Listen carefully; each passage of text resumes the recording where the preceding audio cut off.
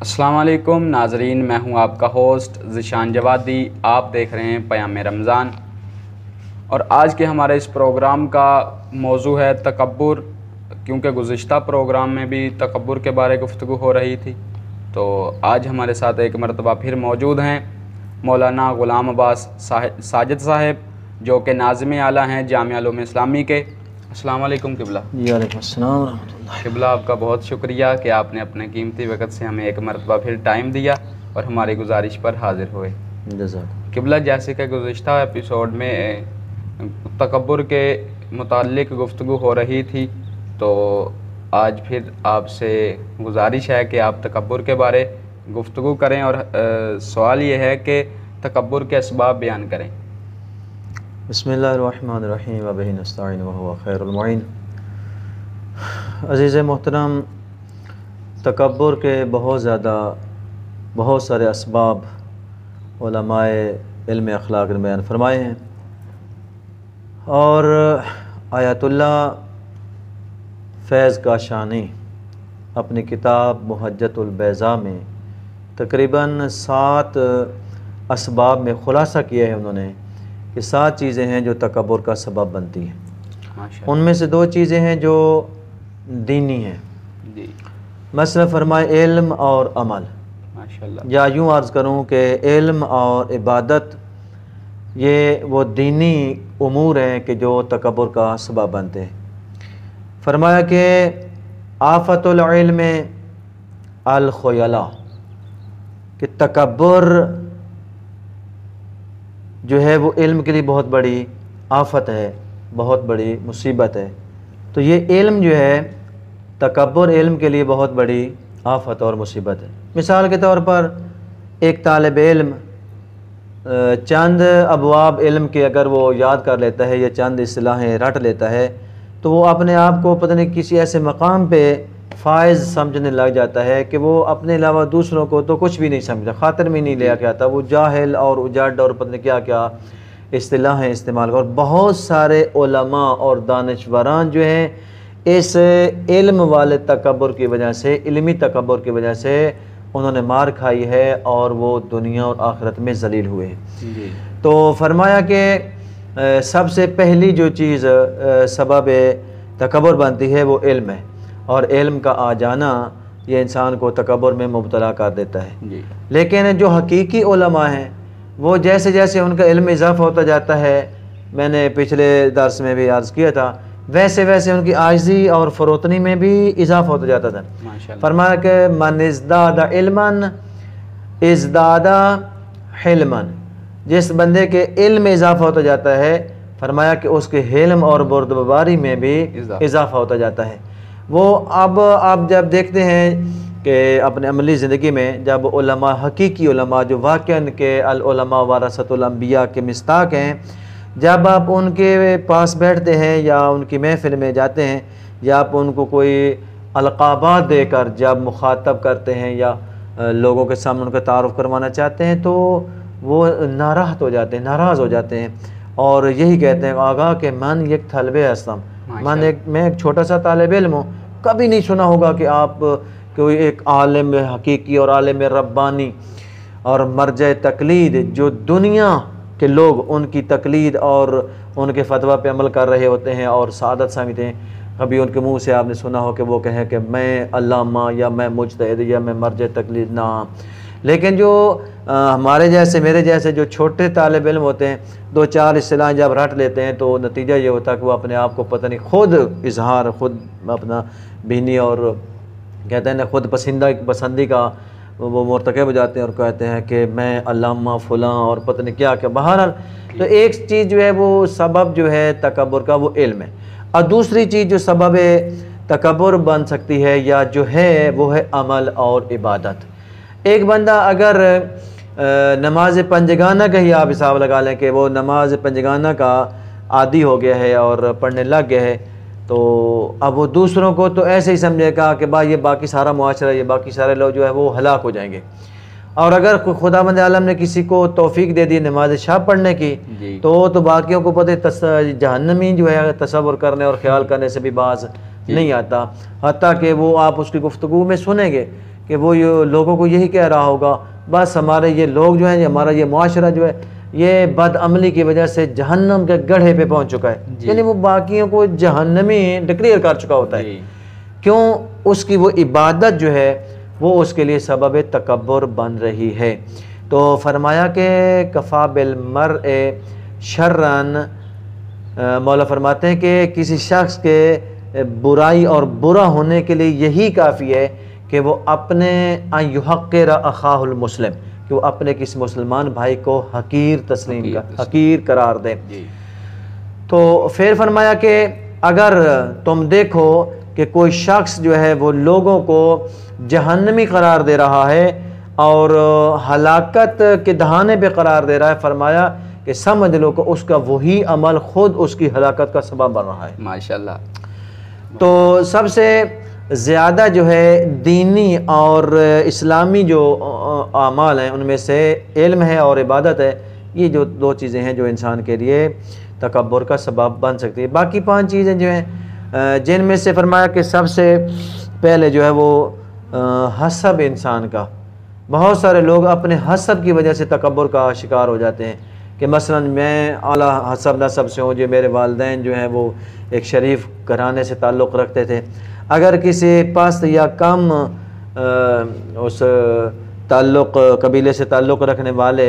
فرد کو تو وہ خاطر میں ہی نہیں لے کے آتا، وہ ان کے سامنے ان کو اپنا غلام تصور کرتا ہے یا ایسا رویہ ان کے ساتھ اختیار کرے گا کہ گویا کہ وہ اس کی نگاہ میں مسلمان کیا بلکہ انسان ہی شاید نہ قرار پائیں یا وہ ان کو مسلمان ہی نہ سمجھے۔ تو فرمایا کہ سید الانبیاء فرماتے ہیں کہ کسی شخص کو اپنے حسب پہ تکبر یا فخر کرنے کی اجازت نہیں ہے، کیونکہ یہ حسب و نسب جو ہے یہ کسی فضیلت کا کوئی معیار نہیں ہے۔ وہ مشہور واقعہ کہ پاک نبی کی محفل میں جناب حضرت ابو ذر رضی اللہ تعالیٰ عنہ نے جب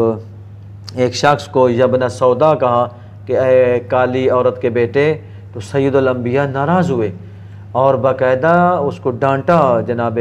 ابو ذر کو ڈانٹ کے فرمایا خاموش، کیا کہہ رہے ہو؟ یہ سفید فام عورت کا بیٹا ہونا اور سیاہ فام عورت کا بیٹا ہونا کیا فضیلت ہے اس میں؟ خداوند عالم نے اس کو بھی مٹی سے پیدا کیا ہے، تمہیں بھی جو سفید خاتون ہے بس اس کو بھی مٹی سے پیدا ہے۔ اللہ کی بارگاہ میں اگر کوئی کسی مقام کا اہل ہے تو وہ با تقوی شخص ہے، با فضیلت وہ ہے جو با تقوی ہے۔ لہذا یہ کالا اور گورا نہ فرمایا کہ وہ خطبہ حجۃ الوداع میں جو فرمایا تھا کہ لا فضل علی عربی علی العجمی ولا علی اجمین علی، اور اس نے فرمایا کہ کسی اجمی کو عربی کو اجمی پر اور کسی گورے کو کالے پر کوئی فضیلت نہیں اللہ بتقوی۔ خوب، لیکن بعض لوگوں کے لیے یہ حسب جو ہے ایک بہت بڑا سبب بن جاتا ہے تکبر کا، جبکہ قرآن کی روشنی میں بھی فرمایا کہ ان اکرمکم عند اللہ اتقاکم، اللہ نے تمہیں ایک مرد اور عورت سے پیدا کیا ہے، وانما جعلناکم قبائل وشعوبا وقبائل، اللہ نے تمہیں قبیلوں میں بانٹ دیا ہے تو لتعارفوا، تاکہ تمہارا تعارف ہو جائے، تمہاری پہچان ہو جائے۔ لہذا ان اکرمکم عند اللہ اتقاکم، تمہارا اللہ کے نزدیک با تقوی، یہ با فضیلت وہ ہے جو با تقوی ہے۔ زیادہ فضیلت والا مقام و مرتبے والا وہی سمجھا جائے گا جو تقوی کے اس آخری منزل پہ فائز ہوگا۔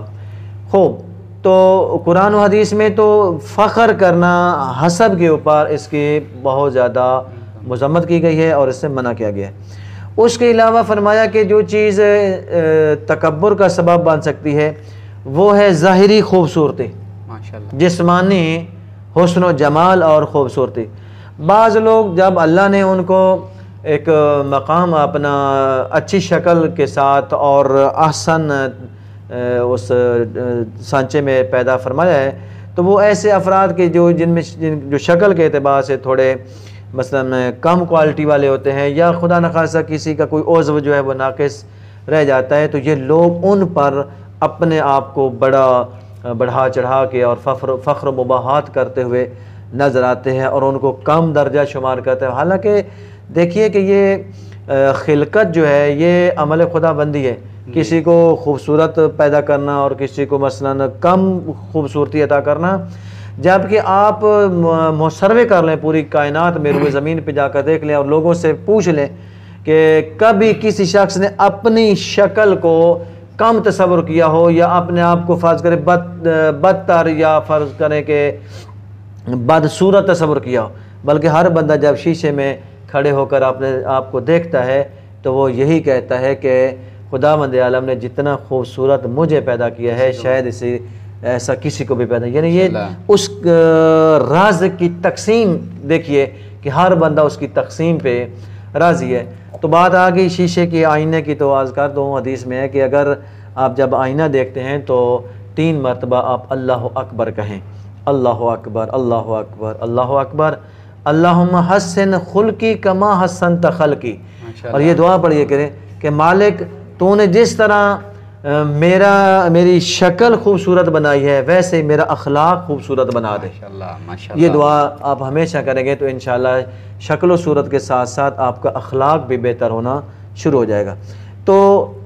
اس کی بھی مذمت کی گئی ہے کہ ظاہری شکل و صورت کو بنیاد بنا کے آپ تکبر کریں یا فخر و مباحات کریں، فرمایا کہ یہ اسلام اس چیز کی اور دین اس چیز کی اجازت نہیں دیتا۔ خوب، اس کے علاوہ کچھ لوگ ہیں جو مال و دولت پہ فخر کرتے ہیں، تکبر کا سبب بن جاتا ہے مال و دولت، اور وہ جو عمراء لوگ ہیں، جاگیردار ہیں اور زمیندار لوگ ہیں، فرض کریں کسی بھی حوالے سے جن کی آمدنی، وہ ان لوگوں کو حقیر سمجھنے لگ جاتے ہیں کہ جو مالی اعتبار سے کمزور لوگ ہوتے ہیں۔ اور جیسا کہ وہ قارون کا واقعہ کہ قارون نے ایک مرتبہ بنی اسرائیل کے سامنے اپنی طاقت اور دولت کا جب اظہار کیا تو کہتے ہیں کہ وہ 40,000 گھوڑے، اعلیٰ نسل کے گھوڑے، اور ان کے اوپر خوبصورت زینے اور ان کے سواروں کے بہترین اور قیمتی لباس اور سواریوں کے اوپر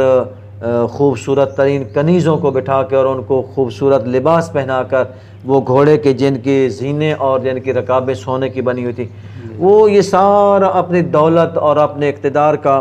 روب جمانے کے لیے لوگوں کے سامنے جب وہ اس نے پیش کیا تو کہتے ہیں کہ وہاں اس دور کے غریب اور فقراء لوگ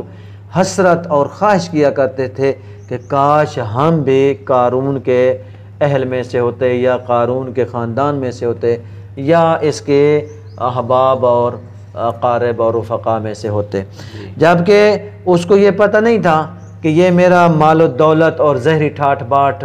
یہ کوئی معنی نہیں رکھتی، یہ عنقریب ختم ہونے والی ہے۔ اور آپ نے دیکھا نتیجہ یہی ہوا کہ وہ قارون خود اور اپنے اس تمام مال و اسباب اور خزانوں سمیت زمین میں دھنس گیا، اور تکبر کرنے والوں کے لیے قیامت تک کے لیے اللہ نے اس کو نشان عبرت بنا دیا۔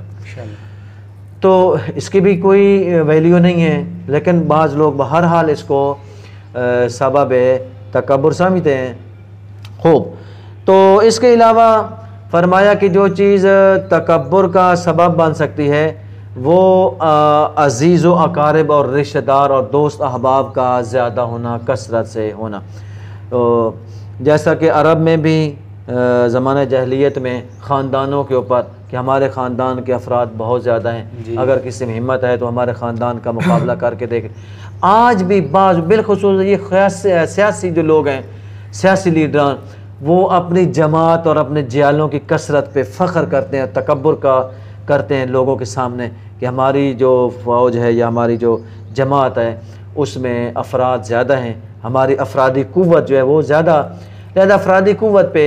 لیکن ان کو نہیں پتہ نادانوں کو کہ یہ افرادی قوت کیا کچھ بھی نہیں رہ جانے والا، خداوند عالم کی ذات کے علاوہ سب کچھ ختم ہو جانے والا ہے۔ یہ دنیا کی زندگی یا دنیا کی آسائشیں یا دنیا کے چند روزہ افرادی قوتیں، فرمایا یہ سب ملیے میٹ ہو جانے والی ہے۔ اگر انسان کے ساتھ کوئی چیز جائے گی یا باقی رہ جائے گی تو انسان کا اچھا عمل ہوگا اور اس کا نیک کردار ہوگا جو انسان کو اگلے مرحلے میں اخروی مرحلے میں انسان کے کام آئے گا۔ اور میں نے عرض کیا تھا پچھلے درس میں بھی غالباً کہ مولا نے فرمایا تھا کہ لیس للمتکبر صدیق،